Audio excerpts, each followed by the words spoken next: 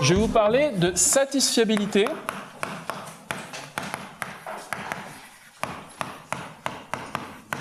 modulo théorie.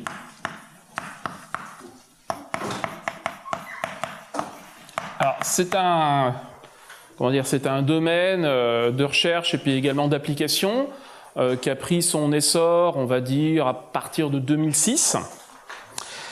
Alors, je préfère prévenir d'avance, à peu près tout ce dont je vais parler est NP dur ou au-delà.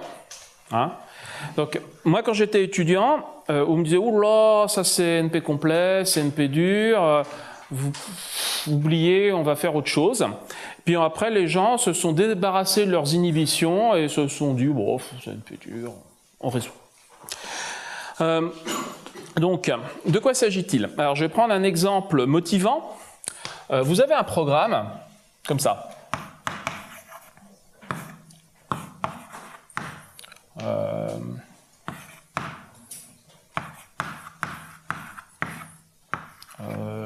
Puis là, vous avez une instruction qui fait terminer le programme parce que normalement, votre programme il est prévu pour une valeur absolue de x qui est inférieure à 1000 et c'est pas censé faire dépasser. Donc ça, en interne, ça va donner quelque chose dans ce goût-là.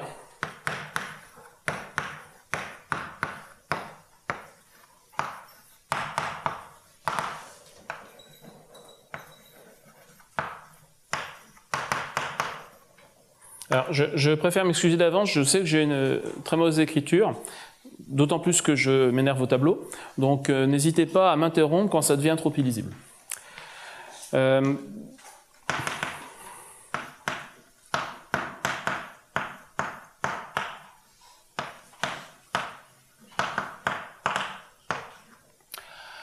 donc, finalement, pour arriver à ça, il faut avoir une valeur initiale de x et une valeur intermédiaire donc de y, c'est y contient la valeur absolue, hein, j'introduis une nouvelle variable.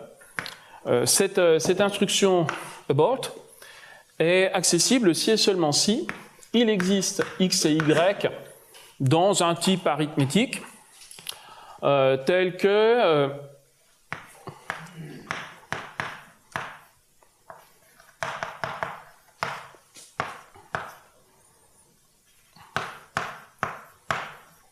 qu'est-ce que je te raconte? Pas de moi là.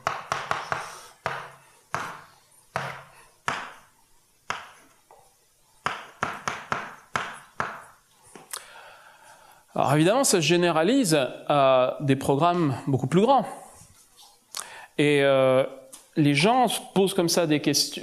On peut transformer finalement le problème de est-ce que je peux accéder à une instruction qui exprime quelque chose. En général, on teste l'accessibilité de quelque chose d'indésirable. Et on peut exprimer cette accessibilité comme étant la satisfiabilité d'une formule de logique du premier ordre, dont les inconnus vont être les valeurs des variables initiales du programme, hein, les entrées, et les variables intermédiaires. Il va y avoir des disjonctions qui vont correspondre en gros au test,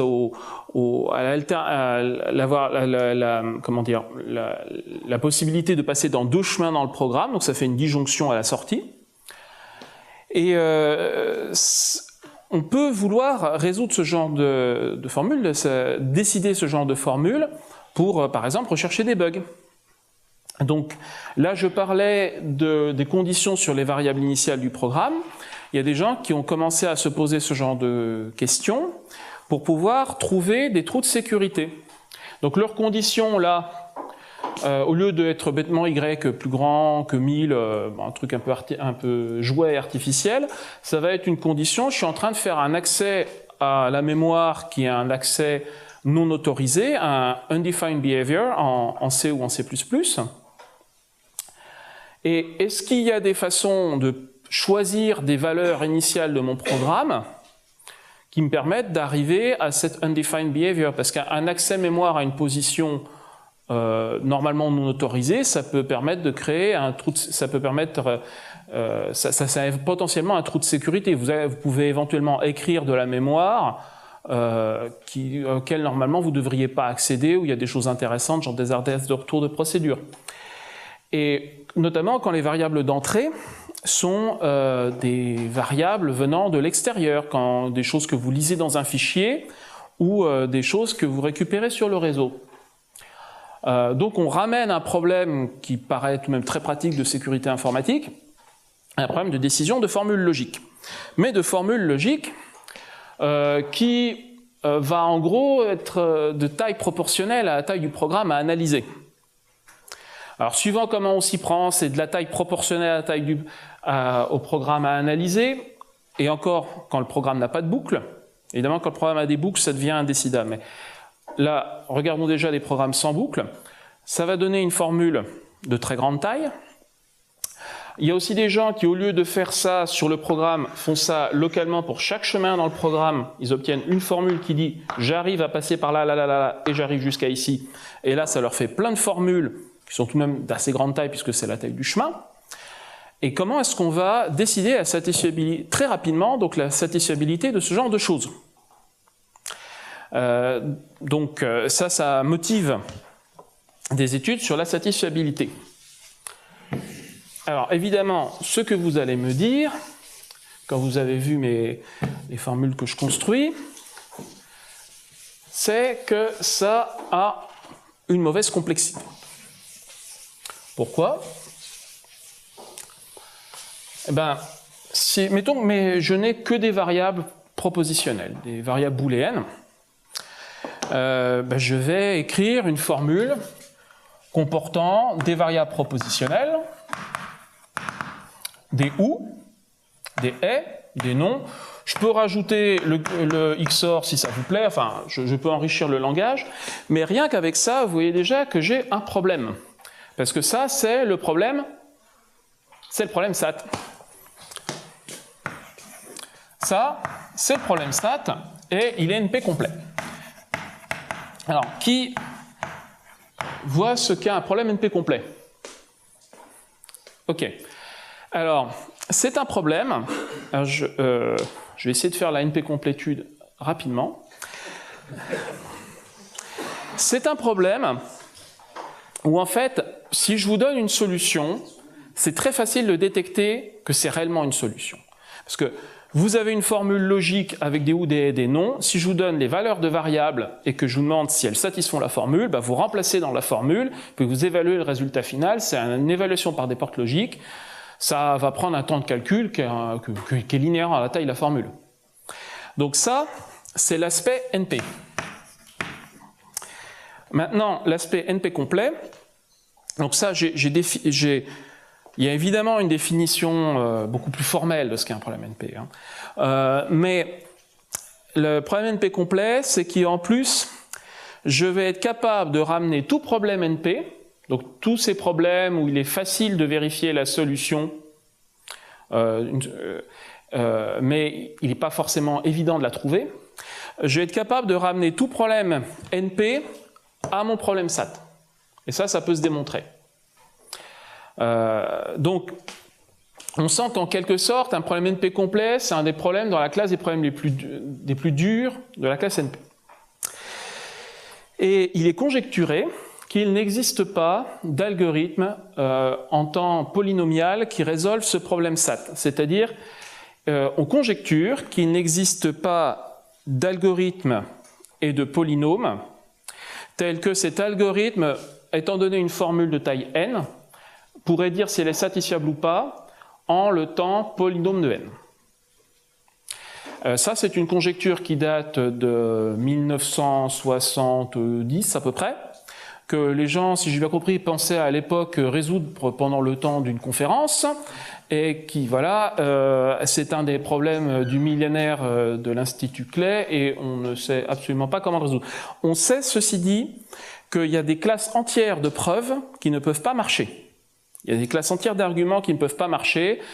Par exemple, il y a des arguments qui sert, donc c'est le fameux problème qui s'appelle P différent de NP. Donc ça, c'est ceux qui sont faisables en temps polynomial, ça c'est les NP. Et notamment, on sait qu'il y a des arguments qui ne peuvent pas fonctionner, parce que ce seraient des arguments qui s'appliqueraient non seulement, donc là on parle de machines de Turing normales, qui s'appliqueraient également à ce qu'on appelle les machines de Turing avec Oracle. Donc on aurait ce qu'on appelle les classes de complexité relativisées, et on sait qu'il y a certains oracles sur lesquels P est égal à NP et des oracles sur lesquels P est différent de NP, donc on sait déjà que ce type d'argument de preuve ne permettra pas de conclure sur ce problème-là. Donc pareil, il y a d'autres catégories de preuves sur lesquelles on sait que ça ne peut pas marcher. Pareil pour des raisons, si on y arrive comme ça, alors ça passera pas. Donc en tout cas, problème ouvert. Et donc moi quand j'étais étudiant, on me disait si vous arrivez à démontrer que votre problème est NP complet, ça passera pas à l'échelle, faites des approximations, faites une sous-classe. Bon. Puis après les gens finalement ils se sont moins embarrassés. Alors ça c'est le problème SAT de base. Après vous dites oui ben, c'est bien triste de faire que des variables propositionnelles. On pourrait prendre des variables dans des inconnus, hein, dans des structures mathématiques usuelles. Hein. Par exemple, on pourrait poser le problème, est-ce qu'il existe x et y tel que 3x plus 2y est égal à 1? Et là, vous allez me dire, bien sûr que oui, parce que le PGCD, tout ça, Bezout. Et ça aussi, c'est un problème qui lui aussi est décidable. Ces problèmes-là, à base d'égalité ou d'inégalité linéaire et d'inconnus entières, c'est aussi un problème qui est décidable. C'est aussi un problème qui est décidable, alors ça paraît extrêmement simple, mais il y a quelque chose d'intéressant. Si vous êtes capable de décider si un problème composé d'une conjonction d'inégalités entières, linéaires, à une solution ou pas, vous êtes capable de faire aussi beaucoup de choses. Pourquoi? Le problème SAT, là je vous l'ai donné sous la forme générale où vous prenez une formule structurée n'importe comment avec des ou, des et des non, et il faut le décider. En fait, on peut montrer qu'il n'y a pas besoin que le problème soit sous cette forme générale pour qu'il soit NP complet. Comment est-ce qu'on fait ça? Vous avez votre formule générale. Alors, je suis très mauvais sur les exemples. En général, je les trouve toujours d'une forme particulière qui ne va pas ou je me trompe. Donc, vous m'interrompez dès que ça ne va pas. Donc, j'ai une grosse formule. Donc quand je mets des barres, c'est des négations. Un truc comme ça. Vous vous demandez si ça, c'est une solution. Si ça, il y a une façon de trouver des variables x, y et z, telle que cette formule devient vraie. Vous commencez par donner des petits noms aux sous-formules.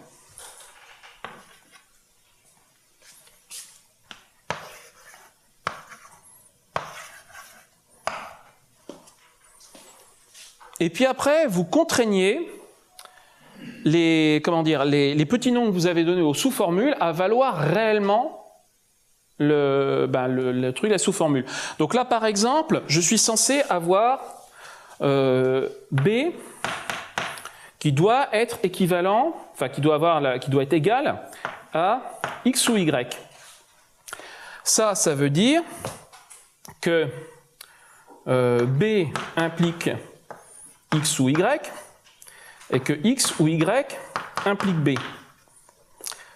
Ça veut dire que X implique B et Y implique B, ce qui s'écrit également non X ou B, non Y ou B. Oh! D'accord. Je savais bien que je me ferais avoir. Donc, et où j'en étais? J'ai aussi le B implique X ou Y. Alors ça s'écrit également X ou Y ou non B. Alors, vous me faites confiance pour les manipulations de formules logiques? Donc en fait, cette contrainte-là, que B doit désigner, enfin doit avoir la même valeur que X ou Y, je peux l'exprimer comme la conjonction de 3 disjonctions de littéraux. Un littéral, c'est une variable ou sa négation. Donc finalement, si j'applique ce processus-là à toute ma formule, avec toutes mes sous-formules, toutes mes nouvelles variables que j'ai rajoutées, je peux transformer ma formule qui est de forme quelconque, avec des ou des mis n'importe comment, des négations mis n'importe comment, en une formule, en une conjonction de plein de formules qui sont toutes de la forme disjonction de 2 littéraux ou disjonction de 3 littéraux,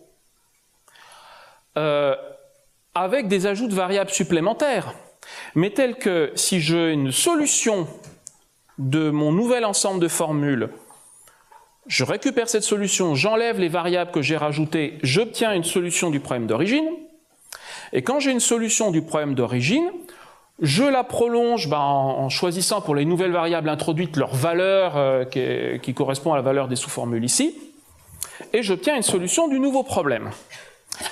Cette expansion, je vous avais vu, j'ai juste remplacé, à chaque fois qu'il y a un nœud dans l'arbre syntaxique, à chaque fois que j'ai une sous-formule, j'ai juste remplacé par cette conjonction de 3 trucs. Donc j'ai fait une expansion qui fait augmenter d'un facteur linéaire la taille de ma formule. Donc j'ai transformé un problème SAT quelconque en un problème où je suis en forme normale conjonctive.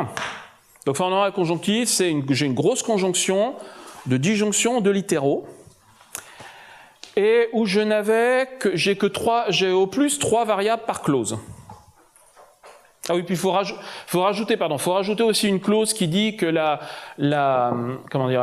variable qui désigne la racine de l'arbre syntaxique, la formule globalement est vraie. Voilà. Donc j'ai des clauses qui ont 1, 2 ou 3 variables.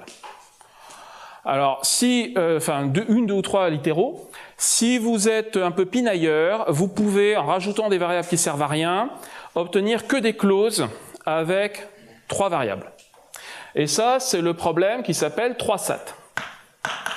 Donc finalement, je peux transformer n'importe quel problème SAT en un problème 3 SAT par une bête manipulation syntaxique qui fait enfler linéairement la taille de ma formule. Mon problème 3 SAT, j'obtiens une solution du problème d'origine, je prends une solution du problème SAT, je le prolonge trivialement en une solution du problème 3 SAT. Donc finalement, le problème 3 SAT, il est ni plus ni moins dur que le problème SAT d'origine. Pourquoi je vous parle de ça? Parce que je prends un problème SAT en forme normale conjonctive. Donc, forme normale conjonctive, je vais avoir une immense conjonction, parce que je dis une immense, parce que les gens, après, une fois qu'ils ont découvert qu'ils avaient perdu la peur des problèmes NP complets, se sont mis à résoudre des gros trucs. Hein. J'écris des choses comme ça.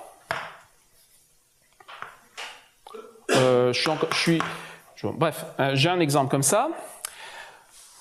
Si maintenant je me mets à interpréter mes variables booléennes comme étant des variables qui valent 0 ou 1, c'est des entiers. Ça revient à dire que x plus y plus 1 moins z est supérieur ou égal à 1. Parce que la négation de x, c'est 1 moins x. Le fait qu'il y ait un ou d'un certain nombre de littéraux qui soit vrai, c'est que leur somme est supérieure ou égale à 1. Donc je vais pouvoir convertir mon problème SAT en forme normale conjonctive en un problème sur des variables entières qui valent 0, 1. Avec que des inégalités linéaires. Donc, si je suis capable de résoudre efficacement mon problème en variable 0,1 avec des inégalités linéaires, je sais résoudre aussi un problème 3 SAT, SAT CNF, donc je sais résoudre les problèmes SAT de façon efficace. Donc là, j'ai montré que le problème, un paquet d'inégalités linéaires, savoir s'il y a une solution ou pas, il est NP dur. Alors, ce qui est moins évident, c'est de montrer qu'il est dans NP, parce que là, j'ai montré en quelque sorte que que je peux ramener tout problème de NP à lui. Ce qu'il faudrait montrer également pour montrer qu'il est NP complet, c'est que si j'ai un problème avec une conjonction d'inégalités linéaires à résoudre dans les entiers, qu'il y ait forcément une solution une solution avec un nombre de chiffres pas trop gros, que je puisse en quelque sorte deviner et vérifier en temps polynomial. Alors ça c'est plus dur, il y a un argument que s'il y a une solution, alors il existe une solution pas trop grosse, en termes de nombre de chiffres. Donc toujours est-il que des problèmes qui paraissent tout de même très usuels en mathématiques et qui apparemment paraissent pas méchants, hein, j'ai un système d'inégalités linéaires en nombre entier, savoir s'il y a une solution ou pas, algorithmiquement, c'est un problème difficile.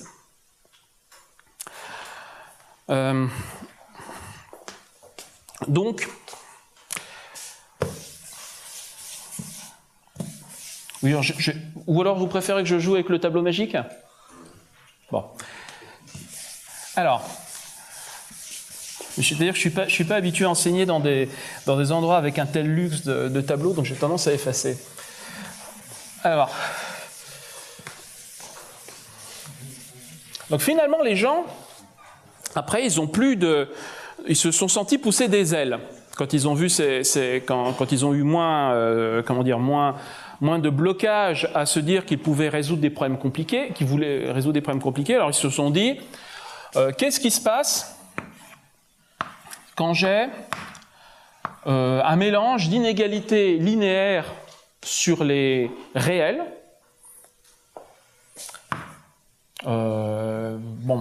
et puis de structuration logique, par exemple. Bon, je suis pas très bon pour improviser des exemples qui aient une bonne tête. Bref, vous avez des choses comme ça, et ils ont voulu résoudre ce genre de problème. Parce que vous allez me dire, j'ai pas de réel dans les programmes informatiques, mais si pour des gens qui étudient par exemple des systèmes temporisés ou des systèmes hybrides, donc avec une composante physique qui s'exprime dans les réels, ça paraît raisonnable de vouloir résoudre ce genre de questions. Ça, je vous rassure, ça reste NP complet. Je vais peut-être même expliquer pourquoi tout à l'heure, suivant le temps qu'on a. Donc je vous ai dit, alors si c'est sur les réels, ça reste NP complet. Si c'est sur les entiers, ça reste NP complet, puisque de toute façon c'était déjà NP complet rien qu'avec les conjonctions d'inégalités linéaires. Alors si vous rajoutez en plus les histoires de booléens, vous prenez le problème SAT, vous le combinez avec le problème qui s'appelle la programmation linéaire en nombre entier, vous avez deux problèmes NP complets, vous mélangez les deux, vous obtenez toujours un problème NP complet. Bon. Alors est-ce qu'on peut pas être encore plus ambitieux? Encore plus ambitieux, qu'est-ce qu'on pourrait faire? Là j'ai fait des inégalités linéaires. Après on peut faire des inégalités polynomiales. Hein? Bon. Alors inégalité polynomiale,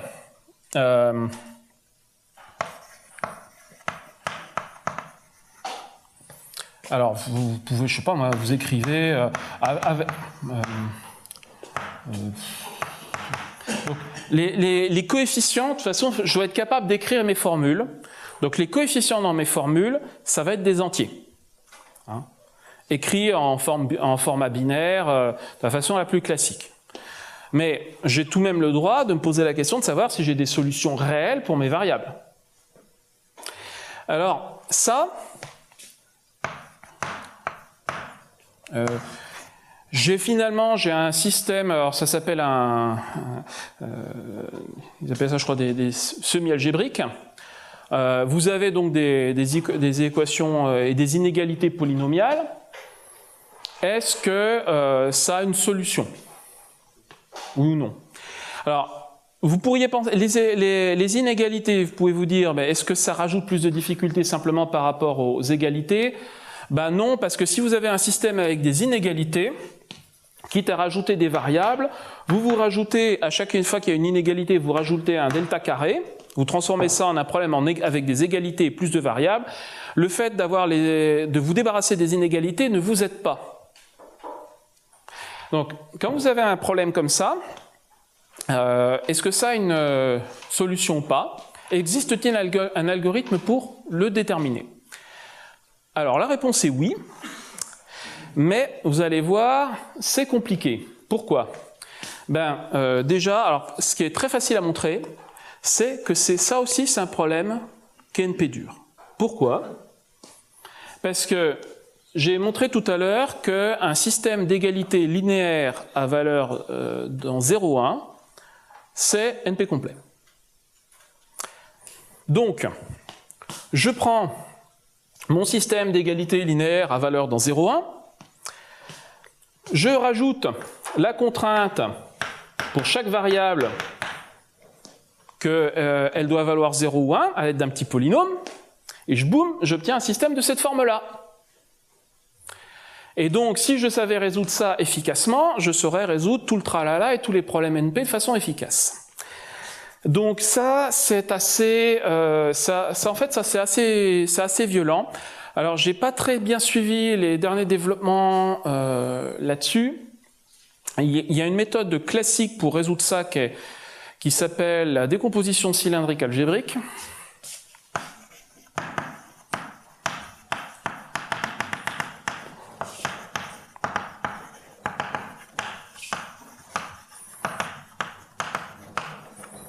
Qui est, alors, faut voir ça. Ma vision personnelle, c'est une version aux stéroïdes des tableaux de signes. C'est-à-dire, vous avez un problème à n variables, vous avez un ensemble de polynômes sur n variables, et ce que vous faites, c'est que vous avez un espèce de tableau de signes sur la variable x. Vous dites là, et vous mettez en fait, vous découpez suivant les changements de comportement des polynômes en y et z. Par exemple, si vos polynômes, quand vous changez la valeur de x, vos polynômes en y et z, ils peuvent passer d'un mode où il n'y en a aucun qui a des solutions réelles, à un endroit où il y en a un qui se retrouve avec une racine double, et puis après, celui-là, il a deux racines, et puis à un moment, il y en a un autre qui se met à avoir une racine double, et puis après, il a lui aussi deux racines, et ainsi de suite. Donc vous avez une espèce de changement des modes sur les polynômes dans les autres variables. Et donc vous cartographiez ça par rapport à la variable x, vous faites ça itératif, enfin comment dire, c'est récursif comme procédure, vous cartographiez tout ça, et à la fin, vous pouvez décider à partir de ça si votre système d'origine avait une solution. C'est assez explosif comme algorithmique, mais il y a ça par exemple dans Mathematica. Alors, c'est pour n'importe quel degré ou c'est... Ah, c'est n'importe quel degré. Ah non, c'est n'importe quel degré. Après, ça a un coût... hein. Mais dans Mathematica, comment ça s'appelle déjà cette... Il y a des fonctions qui s'appellent... Je ne sais plus si c'est reduce ou... en tout cas, Mathematica a une décomposition cylindrique algébrique. Il y a un logiciel qui s'appelle Redlog, qui, je crois... On a une qui est partielle, je ne sais pas exactement ce qu'ils ont implémenté. Il y a un logiciel qui s'appelle QIPICAD, qu'on a une aussi. Puis il y a d'autres algorithmes, parce que ça, la décomposition cylindrique algébrique, ça permet également de décider des formules avec des alternations de quantificateurs, c'est-à-dire des pour tout x, y, variables réelles, il existe a, b, variables réelles, telles que pour tout machin, avec des alternations de quantificateurs. Donc, vous avez vu, il y a eu un exposé précédent où on parlait des alternations de quantificateurs, on disait qu'en général, ça rajoutait beaucoup de complexité aux choses. Donc, on pourrait se dire qu'il n'y a peut-être pas besoin d'avoir une technique suffisamment puissante pour résoudre ce genre de problème-là. Et il y a aussi donc d'autres techniques qui sont que pour savoir s'il existe une solution ou non à un problème sans quantificateur. Notamment, il y a des gens du LIPSIS qui travaillent dessus. Moab, ça fait qui travaille dessus. Bon, ceci dit, moi je suis pas un expert sur ce genre de technique-là, donc il faut mieux demander à Moab. Donc, ça marche, oui, quel que soit le degré. Enfin, ça marche. Non, il existe un algorithme. Ça a tendance à exploser. Mais ça veut dire notamment que les problèmes de géométrie réelle, la plupart des problèmes de géométrie réelle, c'est des choses que vous pourriez poser en coordonnées cartésiennes.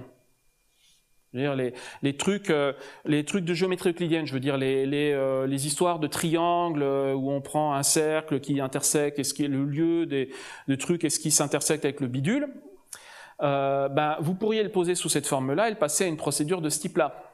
Sauf qu'évidemment, ça va exploser, mais du moins en théorie, ça permet de montrer que la géométrie élémentaire est décidable. Donc, alors après, on peut se poser la question de qu'est-ce qui se passe si je pose cette question-là sur les entiers? Alors je vais me poser une question encore plus tarte. Je vous donne un polynôme à coefficient entier, à n variables. Enfin, je suis pas bon sur les exemples, un truc comme ça, enfin, je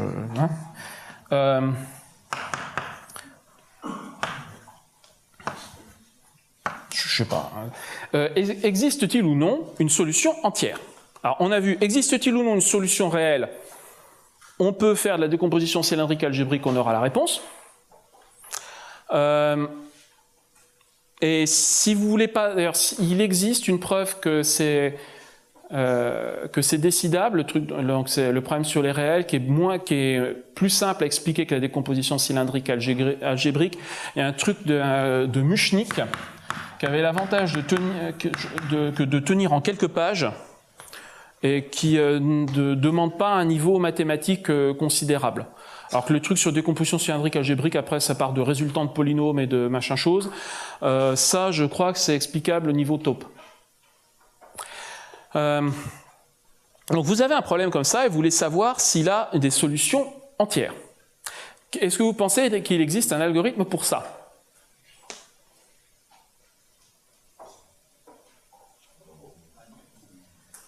Alors celui-là, on montre qu'il n'existe pas d'algorithme. Alors, ça c'est en fait c'est le 10e problème de Hilbert.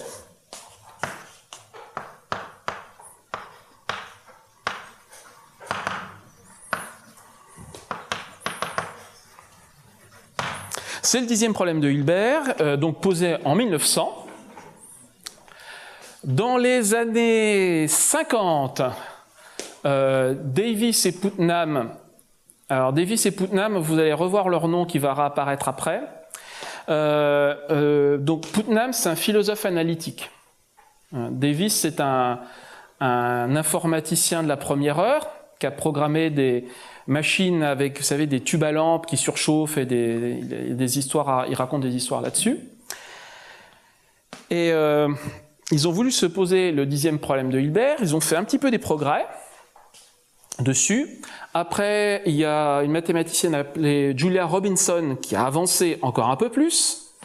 Il y a eu des papiers publiés, il y avait un mathématicien célèbre qui a dit « Oui, bon, là, ce que vous étudiez, ça n'a qu'une ressemblance superficielle avec le 10e problème de Hilbert. » Un rapport superficiel. Donc, c'était sa review de l'article dans les Mathematical Reviews qui disait ça. Puis après, il y a un jeune russe, je devais avoir peut-être 22 ans, qui s'est penché sur le problème, qui s'appelle Matiasevich, et qui a montré le chaînon restant. Donc en fait, c'est une preuve de si on sait faire ça efficacement, alors on sait résoudre des histoires de polynômes exponentiels. Et puis donc si on sait faire ça, on sait décider le problème de l'arrêt des machines de Turing. Donc ça, et ça on peut pas. Quand je parle du problème de l'arrêt des machines de Turing, qui voit ce dont je parle. Bon, si j'ai le temps, je repasse dessus. Donc ça, il n'y a pas d'algorithme. Ça se montre. Ceci dit, bon, ben, une fois qu'on a décidé qu'on pouvait résoudre qu'on s'attaquait à des problèmes NP durs, les gens, alors, paf, ils regardent des problèmes indécidables. Hein. Donc, alors après, ils se sont posés.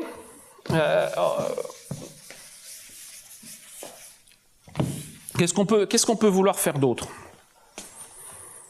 Alors, ils se posent des questions quand vous voulez analyser des problèmes qui ont des tableaux, par exemple. Je vous ai montré parce que tout à l'heure j'ai dit j'ai des variables scalaires, le programme il démarre, il prend des trucs et puis là, il continue et puis je vais tester l'accessibilité de telle portion de mon programme. Déjà j'ai pris un programme sans boucle. Bon, j'ai pris aussi un programme où j'avais pas d'accès via des pointeurs ou via des tableaux. Or, si vous avez des accès via des pointeurs avec des tableaux, vous pouvez vous poser des questions du style existe-t-il un état mémoire initial de mon tableau? Hein? Puis tel que, je fais mon calcul, donc dedans j'ai des calculs d'indices tableau, et existe-t-il ou non un tableau initial tel que, je sais pas moi, T de I,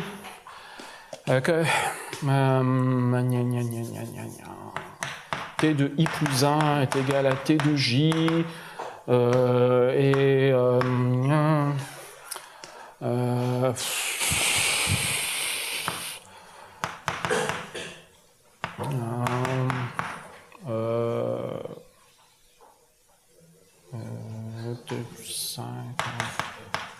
bon.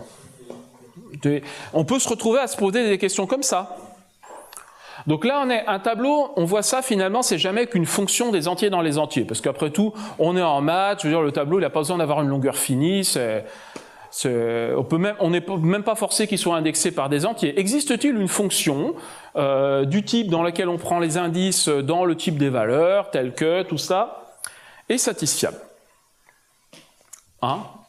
Alors, et d'ailleurs, qu'est-ce que vous en pensez de mon exemple? C'est là que je vais me rendre compte. Et que t'en penses quoi? Je pense qu'il n'y a pas de solution. Il n'a pas de solution. Et il n'a pas de solution. C'est là, en général, que je me rends compte que je me suis trompé en faisant l'exemple. Donc, il n'a pas de solution. Alors, comment est-ce qu'on fait? On introduit une variable scalaire supplémentaire pour, à chaque fois qu'on voit un accès au tableau, on met la contrainte que une fonction, c'est une fonction, donc quand on l'applique à la même valeur, ça doit donner la même image.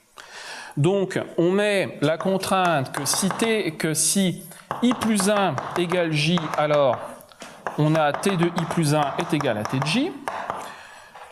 Donc finalement, je me suis débarrassé de ma fonction, je me pose une question qui porte uniquement sur des variables scalaires, et en plus, là, toutes mes variables scalaires sont des entiers, et j'ai que des machins linéaires, donc je passe à une autre procédure qui me dit qu'il n'y a pas de solution. Évidemment, il n'y a pas de solution, parce que là, cette égalité-là est vérifiée à cause de cette contrainte, forcément vérifiée à cause de cette contrainte-là, donc j'ai ça, donc je ne peux pas avoir que la différence vaut 5, moins 5.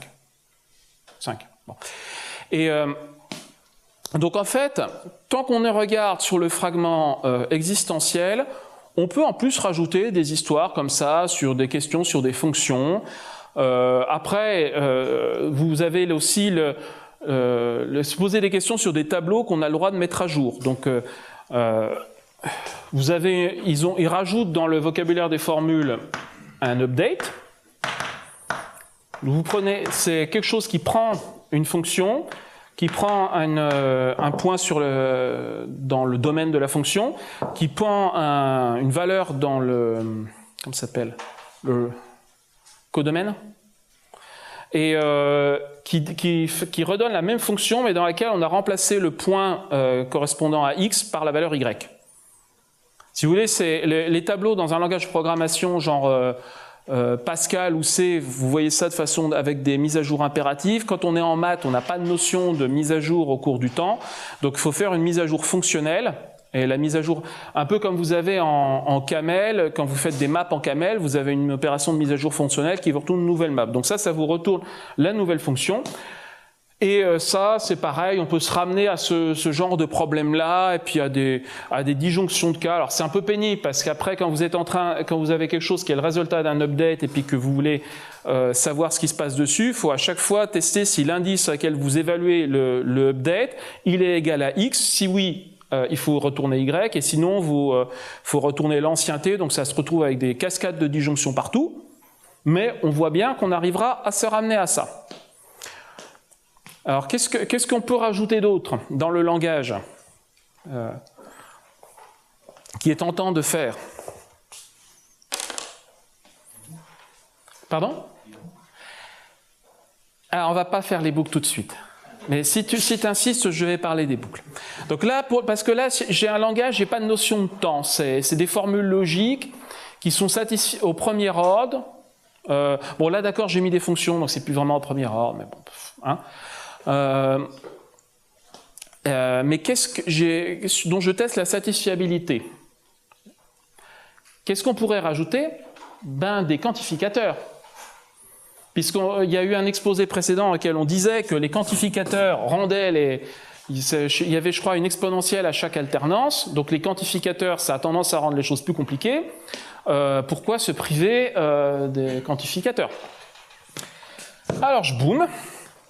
Rajoutons des quantificateurs.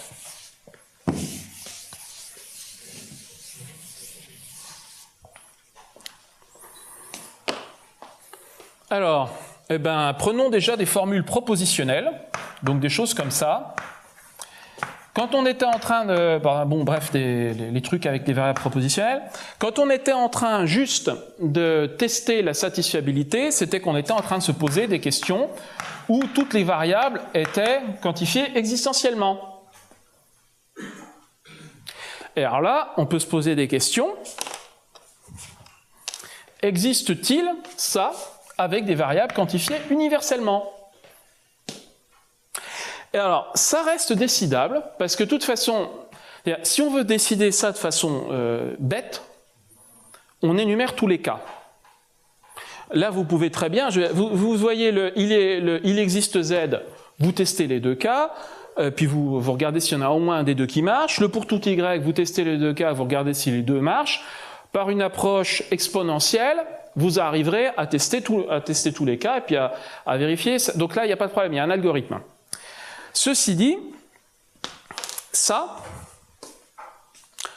sur une profondeur quelconque de quantification, c'est un problème p-space complet. Et il est généralement conjecturé que p-space complet, c'est au-delà de NP complet. Là encore, hein, on ne sait pas le prouver. Après, on peut raffiner. Qu'est-ce qui se passe quand vous quantifiez, mais que vous avez qu'un nombre D d'alternance?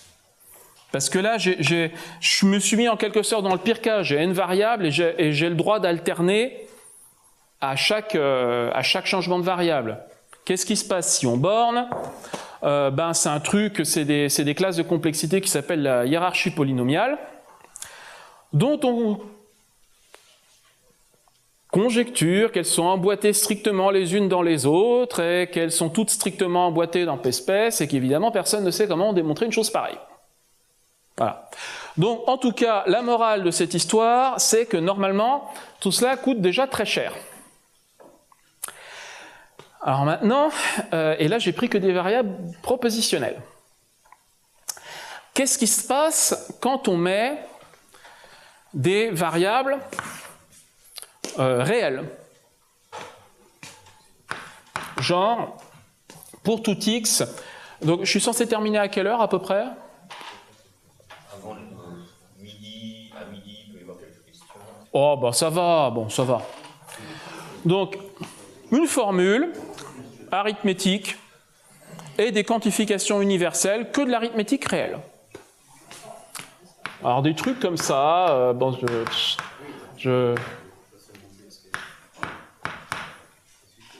bon, bref, une formule comme ça. Est-ce qu'il y a un algorithme pour décider ça, à votre avis?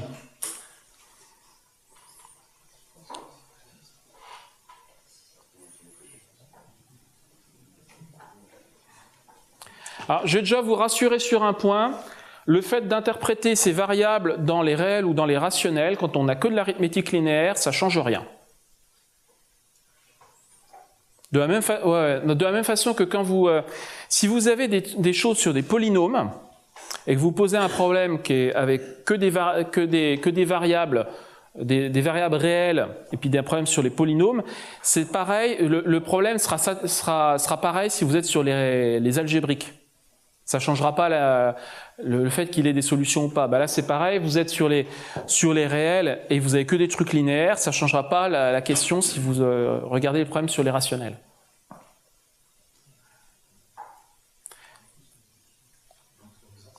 Hein?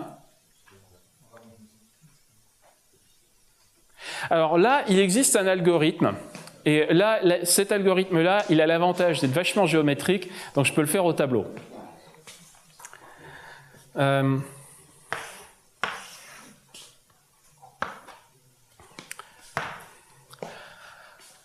je mets tous mes quantificateurs devant.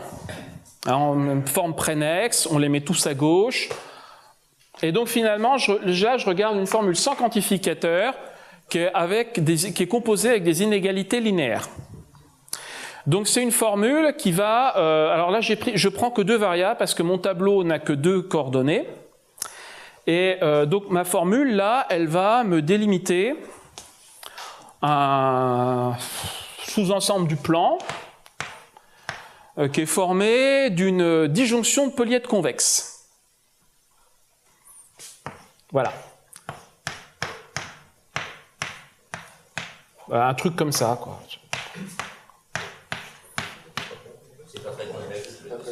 Une disjonction de polyèdres convexes.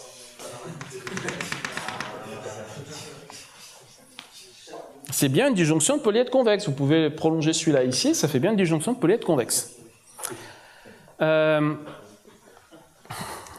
Et ça...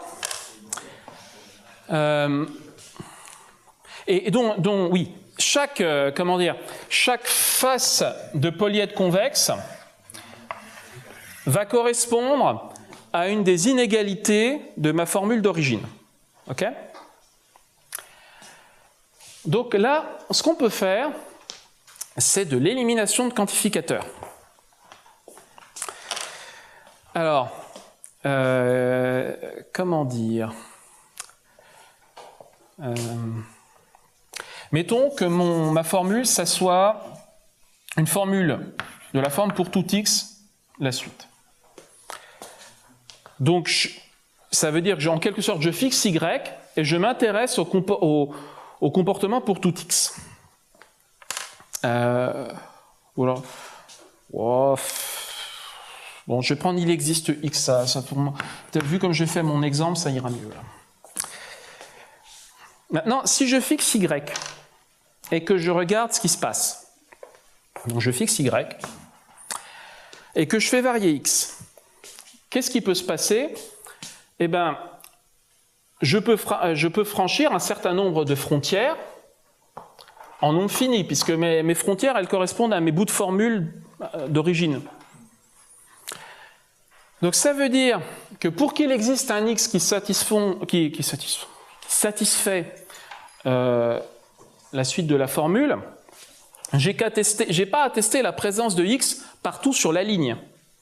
Je peux tester la présence de x quand x tend vers moins l'infini, puis je peux la tester sur la frontière, sur chaque frontière, et puis epsilon à droite, un infinitésimal, à droite de chaque frontière.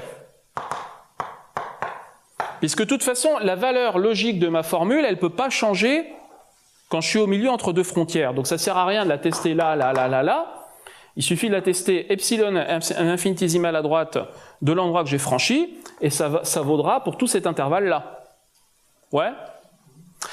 Donc finalement, mon il existe x, je peux le transformer en une disjonction de plein de cas, parce que je suis en train tout de même de faire un cas pour chaque passage de frontière. Donc j'extrais syntaxiquement tous les bouts de formule, là, je fais un cas pour chaque, je fais une disjonction.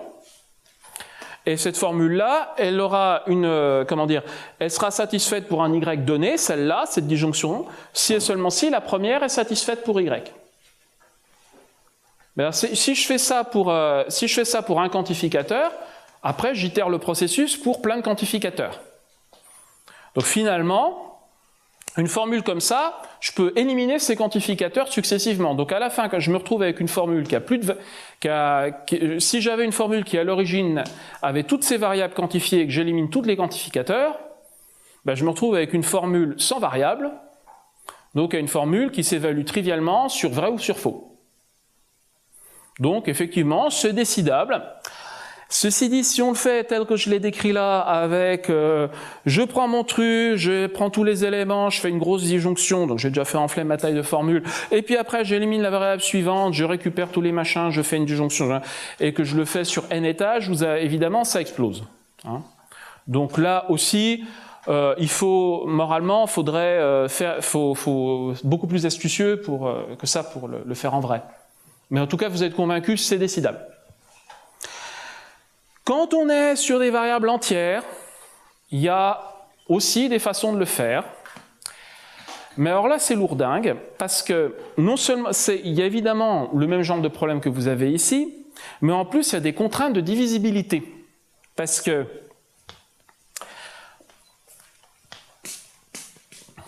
quand vous êtes sur les réels, un truc genre il existe x, y est égal à 2x, facile.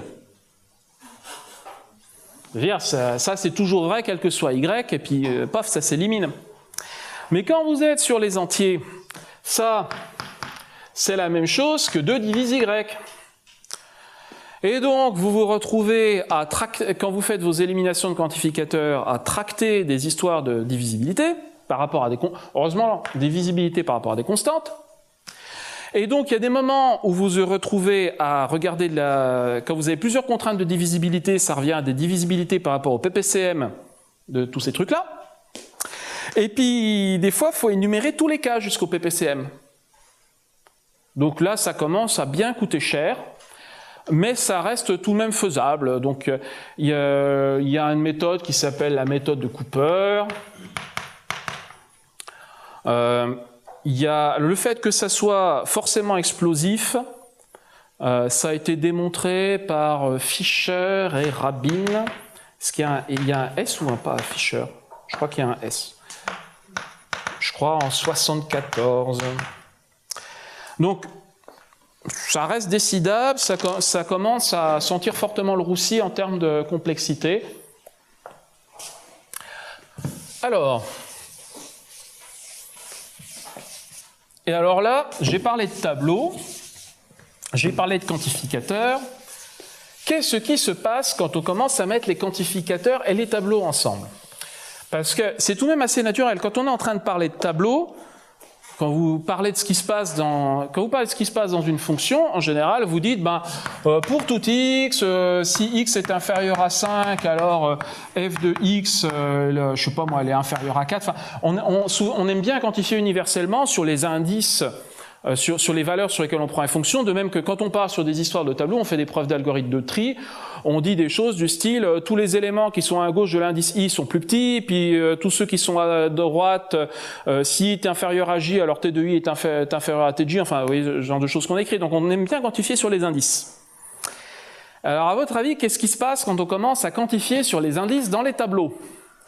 Donc j'écris une formule avec des variables qui peuvent être des tableaux, des entiers, et puis j'ai le droit de quantifier sur des entiers, et puis après j'ai écrit un machin qui met en jeu des tableaux, hein?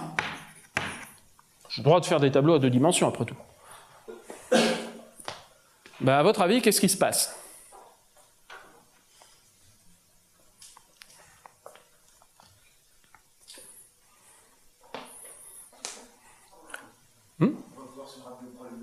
Ouais.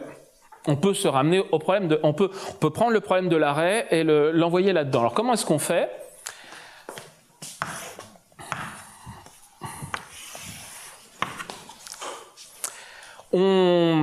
Alors, je m'excuse pour ceux qui ne connaissent pas le problème de l'arrêt des machines de Turing.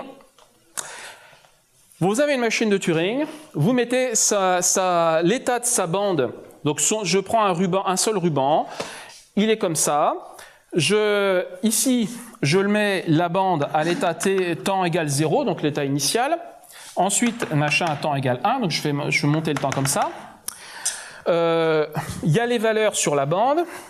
Quand il y a la tête de lecture-écriture, j'utilise un ensemble de valeurs plus grand, parce que là, je peux mettre des valeurs 0 ou 1, mais quand il y a la tête de lecture-écriture, je prends 0, 1, croix, l'ensemble des états de la machine de Turing. Bon, enfin, on y arrivera, quoi, hein, à dire l'état de la machine comme ça. Et je mets une grosse formule quantifiée universellement, avec des quantificateurs universels comme sur l'espace et sur le temps, qui dit que ça, c'est bien l'évolution en un pas de calcul de ce qui s'est passé ici.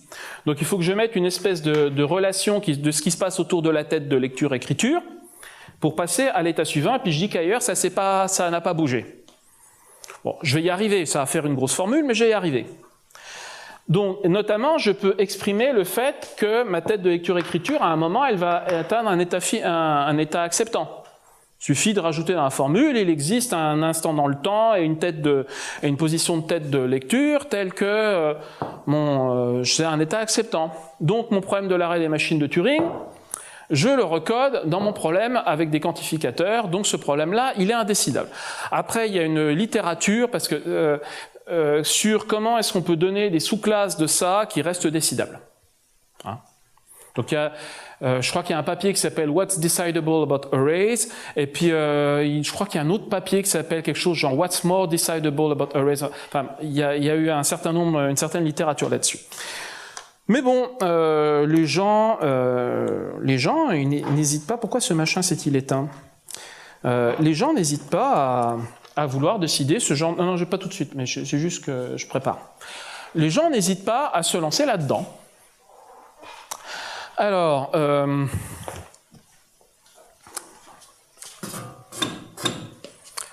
je crois avoir couvert tout un tas de sous-classes, de types de variables, etc. Alors maintenant, je vais expliquer comment ça marche.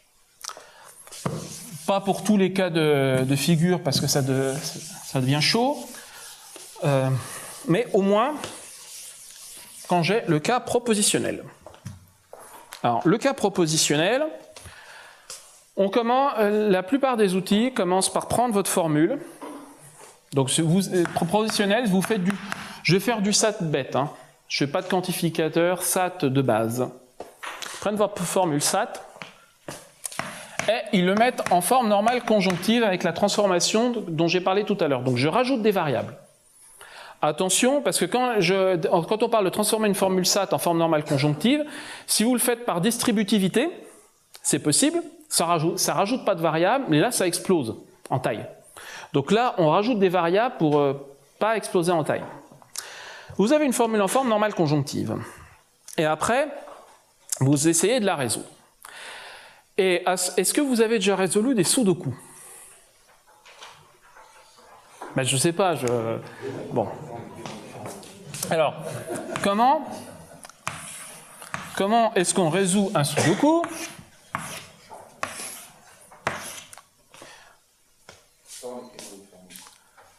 Oh bah, si, alors ça j'ai une démo si vous voulez. Ça je l'ai, hein, ça c'est... Ah non, pas à la main, j'ai un script. Non mais quand on le fait à la main.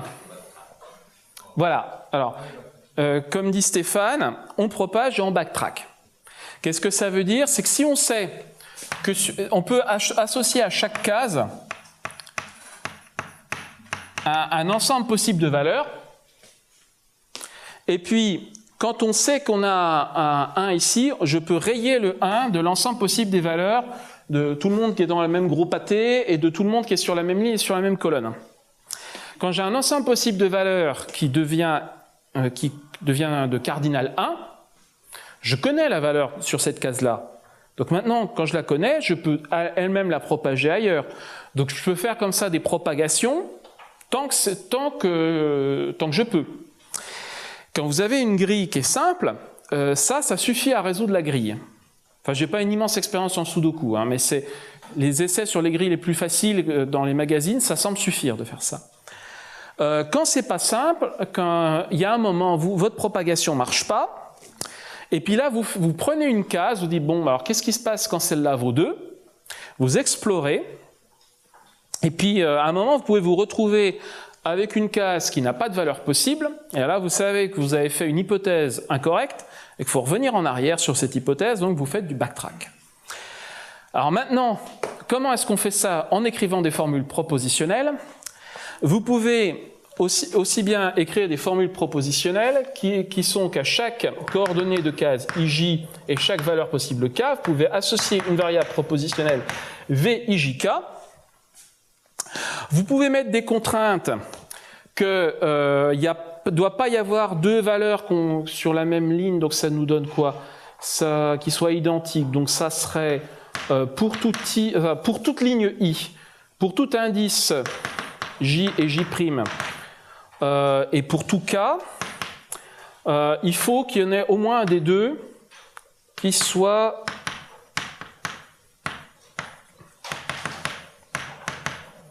faux.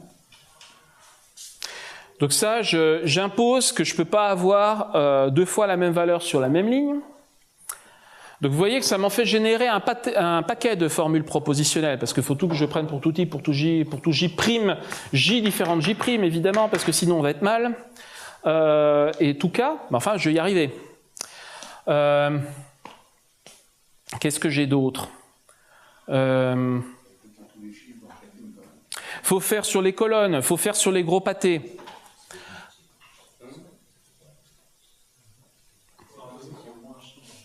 Voilà, il faut imposer qu'il y ait au moins un chiffre dans chaque case. Donc il faut mettre des formules du style VIJ1 ou machin jusqu'à VIJN. Parce qu'évidemment, le problème du Sudoku se généralise sur des grilles de n carré fois n carré. Hein? Le cas classique, c'est n égale 3, mais ça se joue sur des grilles de taille quelconque. Et donc là, ça devient effectivement un problème qui est purement un problème de formule, purement propositionnel. Et ce que vous faites, la méthode avec backtrack, ça revient à choisir à un moment la valeur que vous avez désigné une variable. Enfin, déjà vous propagez, donc vous utilisez quand vous propagez, ce que vous faites, c'est que vous dites quand j'ai une disjonction et que je sais que tous les termes de la disjonction valent faux, eh ben alors le dernier il est forcément vrai. Donc une fois que vous connaissez que ce terme-là est vrai, ben vous continuez de propager. En termes d'algorithmique de formule de propositionnelle, ça s'appelle la Boolean Constraint Propagation.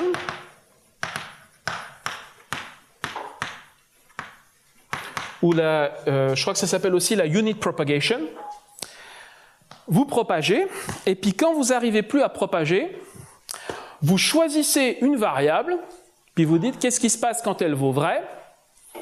Et puis, au besoin, vous revenez en arrière. Donc, vous êtes en train de faire une espèce d'arbre d'exploration qui n'est pas forcément... Les variables sur lesquelles vous faites des décisions ne sont pas forcément les mêmes dans les deux branches. Vous n'êtes pas obligé de les prendre dans le même ordre. Puis, quand vous vous rendez compte qu'il n'y a plus de solution, vous revenez en arrière. Et alors là, je vais vous raconter un truc que vous ne faites pas, probablement pas quand vous le faites à la main.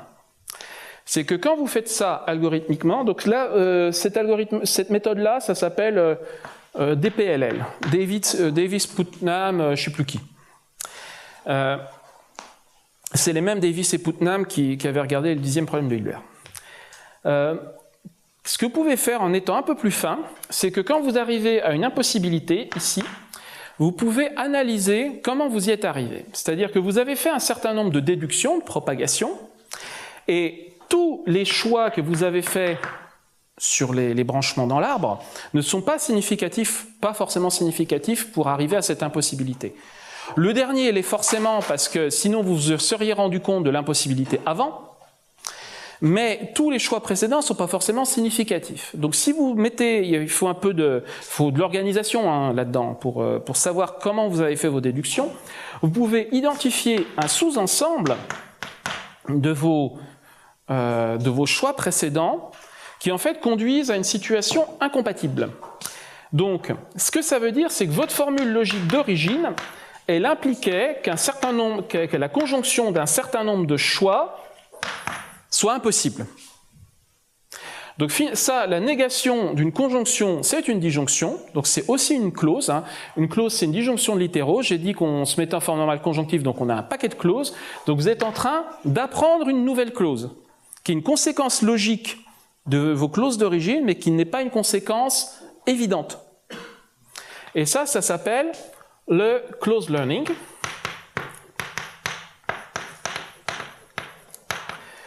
Dont vous vous êtes rendu compte parce que vous étiez arrivé à un conflit. Donc ça s'appelle le conflict driven close learning. Et donc tous les outils actuels, ou presque, font du conflict driven close learning. Après, c'est pour le faire en vrai, c'est vachement dur. Parce que là, je vous ai donné la vision algorithmique de haut niveau. Il faut savoir que par exemple, pour trouver les conflits, et la propagation dans les clauses, on ne reparcourt pas l'ensemble de toutes les clauses une par une pour tester s'il y en a une qui part en conflit. Parce que les ensembles de clauses sont très gros. Donc il y a des structures de données adaptées pour faire ça. Enfin bref, c'est du boulot de spécialistes. Donc ça, c'est pour décider les trucs propositionnels. Ça va extrêmement vite. Ça résout des sudoku en une fraction de seconde. Hein. C'est impressionnant. Et ils se servent de ça notamment pour faire des tests sur des designs de circuits électroniques. Parce que les circuits électroniques, vous remplacez par exemple un bout de circuit par un autre bout de circuit, il faut tester qu'ils sont équivalents. Et bien là, vous êtes en train de tester s'il y a une façon de trouver des variables d'entrée du circuit et des variables d'entrée qui sont égales aux variables d'entrée du deuxième circuit, telles que les sorties ne sont pas pareilles. Donc Bloom, grosse formule, c'est satisfaisable si seulement s'il y a un bug. Donc ils mettent ça dans ce genre d'outils. Vous voulez tester les propriétés avec des bouts de formule sur les réels. Très simple. Vous avez votre formule avec des inégalités sur des réels. Vous remplacez votre inégalité sur les réels par une nouvelle variable propositionnelle. Vous résolvez le problème comme ça. Alors là, le problème, c'est qu'il peut vous dire, il y a une solution, et il peut vous trouver une solution dans laquelle il vous a dit, par exemple, que x inférieur à y plus 3 vaut vrai, et en même temps que y est inférieur à un truc qui est incompatible avec le truc précédent. Il peut vous avoir dit que les deux valent vrai en même temps, parce qu'il s'est intéressé qu'à une structure purement propositionnelle. Donc là, il faut s'en rendre compte. Là, vous faites de la programmation linéaire, par exemple avec l'algorithme du simplex. L'algorithme du simplex vous dit, votre système là n'a pas de solution. Si vous êtes plus fin, il vous dit non seulement il n'y a pas de solution, il vous dit il n'y a pas de solution parce que cette inégalité là et cette inégalité là ensemble ne sont pas compatibles. Et boum, vous apprenez qu'il ne faut pas avoir cette variable propositionnelle là vraie en même temps que cette autre variable propositionnelle là vraie et en même temps que celle-là, et vous apprenez une nouvelle clause que vous rajoutez dans la base de données et vous continuez. Je termine donc, parce que je vois Stéphane s'agiter, par comment ça se passe en vrai. Et alors on va essayer de faire baisser le...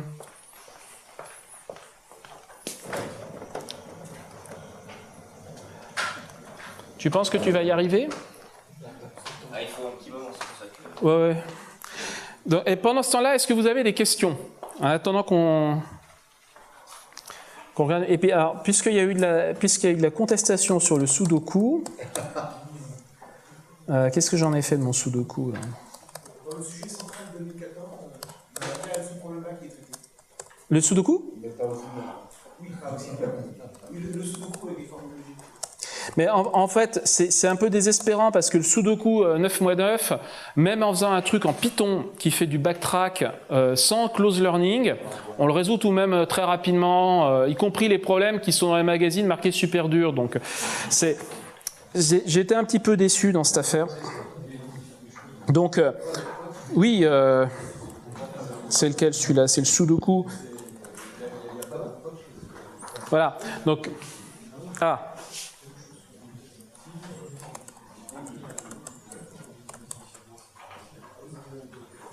Attendez, alors je...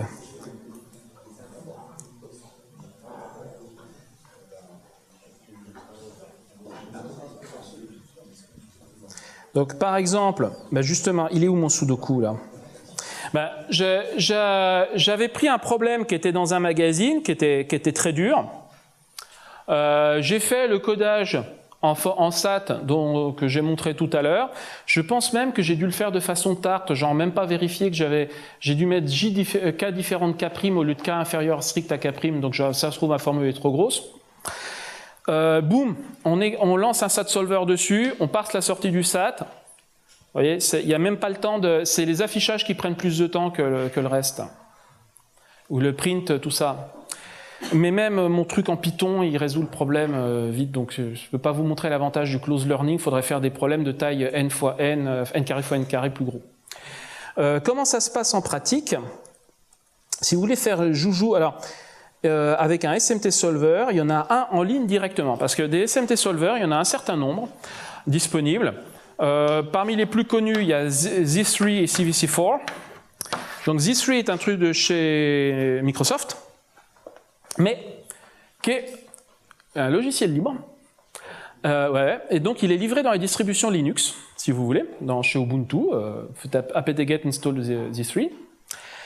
Ou alors vous le téléchargez directement sur leur site. Hein. Vous avez le code source et tout. C'est pas commenté. Hein. Ou alors vous l'utilisez la version en ligne. Alors elle est limitée en taille, en temps de calcul, je crois, en taille de formule et en temps de calcul, mais l'avantage est directement en ligne.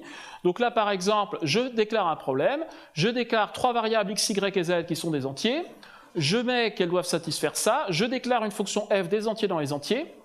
Donc il faut voir que ça, je suis en train de déclarer des inconnus. Hein. Quand je dis x, y et z, f et g, je mets des assertions dessus, je demande s'il y a une solution. S'il y a une solution, je demande la solution, le modèle c'est la solution. Là, ce que je dis, c'est je rajoute une condition supplémentaire.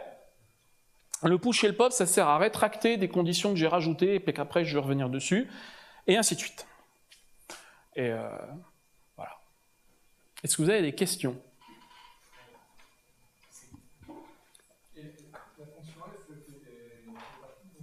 Des inconnus. Ouais. Là, il a mis que f de x doit être inférieur à g de xx. Ah ben, il faut que je clique sur le bidule. Voilà.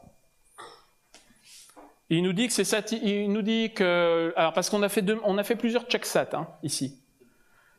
Donc, on a fait. Le premier checksat a répondu sat, satisfiable.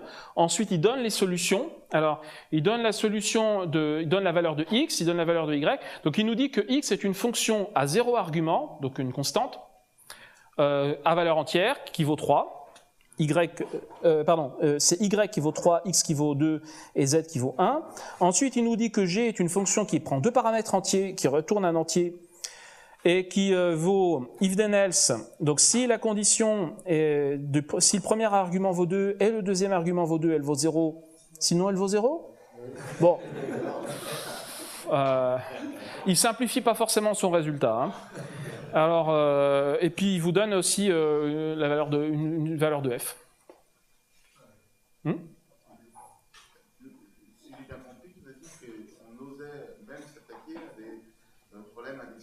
Ah oui, parce que lui, vous avez le droit de mettre des quantificateurs dans les formules. Hein.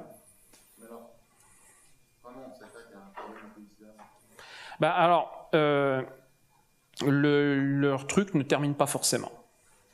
Parce que quand vous avez des quantificateurs, universels, quand vous avez un quantificateur universel, ce que vous pouvez faire, c'est instancier le quantificateur universel avec des valeurs bien choisies.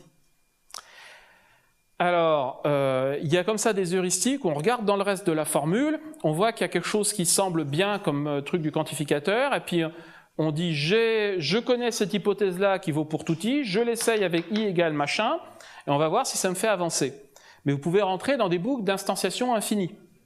Alors c'est pareil, il y a des sous-classes de formules sur lesquelles on peut montrer qu'avec telle méthode d'instanciation des quantificateurs, alors forcément ça termine et puis ça décide le problème. Mais en toute généralité, non.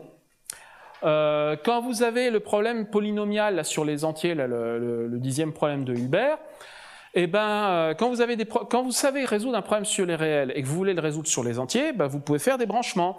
Genre, le truc vous donne une valeur qui est à peu près 3,4, vous dites, ben, moi, ce que je voudrais, c'est une solution qui est soit inférieure ou égale à 3, soit supérieure ou égale à 4. Mais c'est comme ça que, par exemple, les gens font de la programmation linéaire en nombre entier. C'est une des façons de faire. Hein. Il y a des outils induits. Il y a aussi que, de toute façon, même si c'est indécidable, la complexité est de toute façon mauvaise. Donc si on part sur des problèmes qui ont un mauvais comportement, on est exponentiel, voire si on peut être sur Z3, il accepte de résoudre certaines classes de problèmes next time complets, donc on pourrait être en 2 niveaux de tour d'exponentiel. Donc ça, entre ça et indécidable... Donc, concrètement, au bout d'un moment, il arrête, il dit « j'ai pas trouvé ». Ah ben non, même pas. Alors, ça dépend. Ça dépend, parce qu'il y a des sous-classes de formules sur lesquelles il ne sait pas forcément se débrouiller de façon complète, donc il peut répondre unknown, quand il ne sait pas se débrouiller de façon complète. Par exemple, sur là, j'ai parlé d'élimination de quantificateurs, donc lui, il a un module d'élimination de quantificateurs en interne, donc je pense que là, il va forcément répondre correctement, si ce module-là est activé. Mais dans d'autres cas, il pourrait répondre unknown. Ou alors il va prendre un temps et puis vous allez faire CTRL-C, ou vous allez lui mettre un timeout et puis il va faire un timeout, ou il va bouffer toute la mémoire.